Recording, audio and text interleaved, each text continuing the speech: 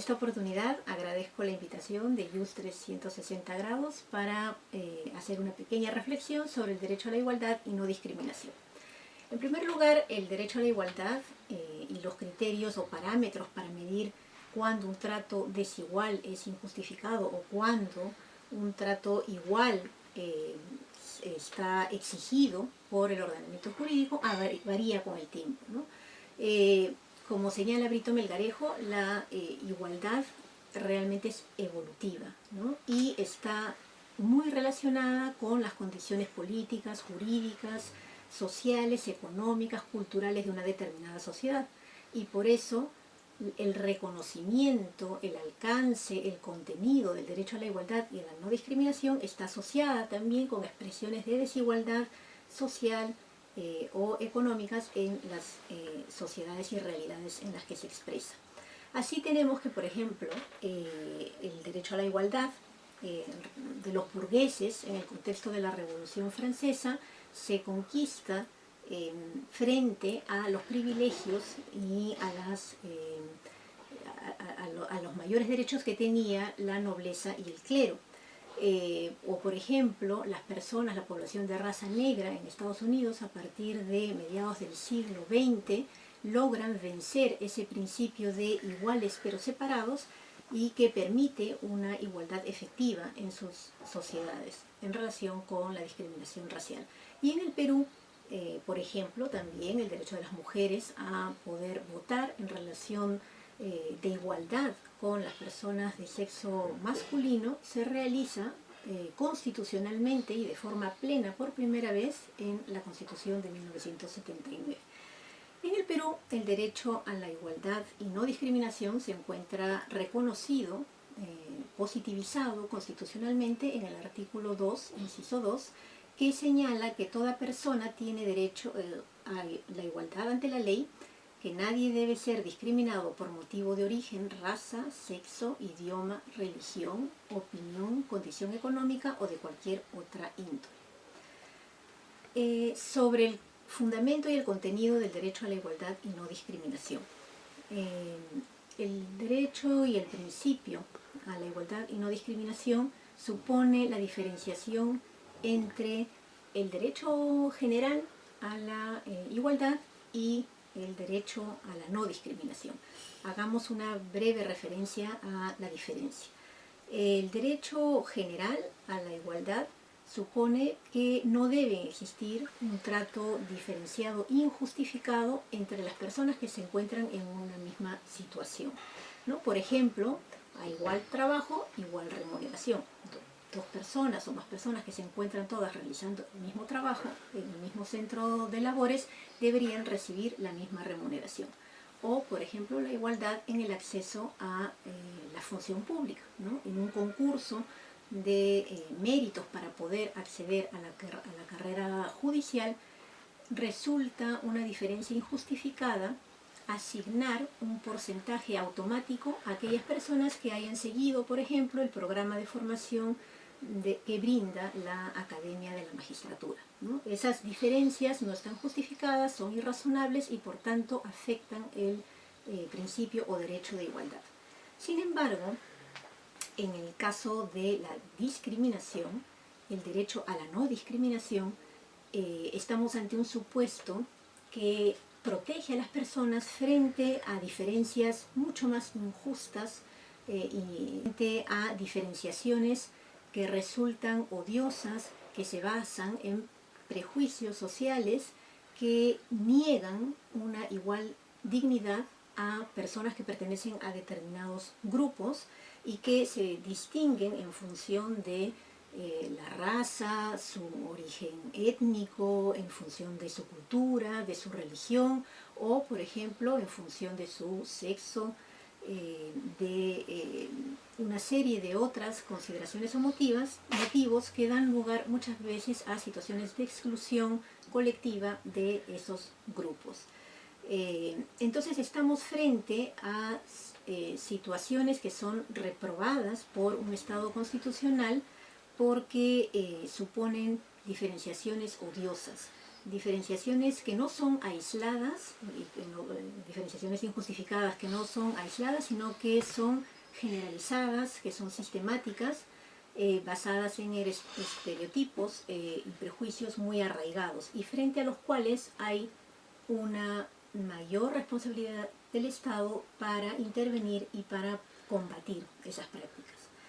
Entonces el fundamento del principio y el derecho a la no discriminación viene dado por la exigencia de un reconocimiento de dignidad de esas personas que sufren discriminación por esos motivos. El principio y el derecho a la no discriminación en casos concretos, por ejemplo, están referidos en nuestro país. Se han dado, ¿no?, situaciones de discriminación identificadas muchas veces por el Estado, por los ciudadanos que han reclamado frente a esas situaciones, y respecto de los cuales ha habido una situación positiva, una reacción positiva para revertir esos actos de discriminación. En otras ocasiones esas situaciones no logran todavía revertirse del todo, ¿no? Por ejemplo, algunos supuestos de discriminación recientes podemos encontrar en el trato desigual, injusto, que recibían las mujeres en las escuelas de formación de la Policía Nacional, que eran separadas o a las que se les negaba el ingreso a estas escuelas por razón de embarazo, ¿no? Frente a estas situaciones, la Defensoría del Pueblo, por ejemplo, intervino, el Tribunal Constitucional, para proteger los derechos de esas personas que fueron separadas por razón de su sexo y por una condición vinculada a su sexo, como es la maternidad. Otras situaciones, por ejemplo, también presentadas en nuestro país, ¿no?, y identificadas por el ordenamiento jurídico y por los organismos a cargo de la protección de los derechos fundamentales, ha sido la discriminación por razón de raza, ¿no?, frente a determinados grupos o colectivos que se han visto manifestadas, por ejemplo, en la negación del ingreso a determinados establecimientos abiertos al público. Frente a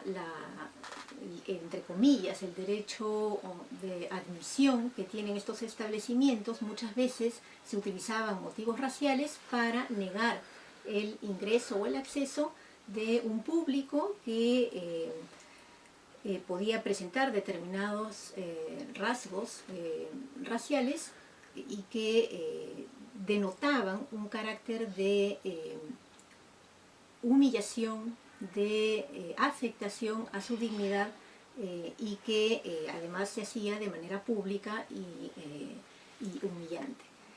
Frente a esta situación en concreto, por ejemplo, han intervenido instituciones como el INDECOPI, la Defensoría del Pueblo, y en una serie de intervenciones que han logrado finalmente incluso imponer sanciones frente a estas prácticas y recoger en el Código del Consumidor una norma que prohíbe este tipo de prácticas. Y así encontramos otros ámbitos en los que se presentan situaciones de discriminación y frente a los cuales el Estado ha tenido que intervenir para revertir justamente esta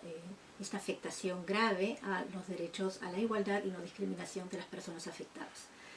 Entonces podemos derivar, ¿no?, de estas ideas que los obligados por el derecho a la no discriminación y a la igualdad son los actores públicos, las autoridades, las instituciones, y allí encontramos a todo el sector público, a todos los funcionarios públicos y algunos organismos especialmente vinculados por las competencias que se les asigna, como por ejemplo el Poder Judicial para proteger los derechos fundamentales, el Tribunal Constitucional con su competencia de control de la constitucionalidad de los actos de las instituciones y de los funcionarios públicos, la Defensoría del Pueblo, con el uso de su competencia de protección de los derechos fundamentales, entre otros. Pero no solamente las instituciones públicas o el Estado están obligados a proteger el derecho a la no discriminación, sino también los propios particulares. Los particulares también se encuentran obligados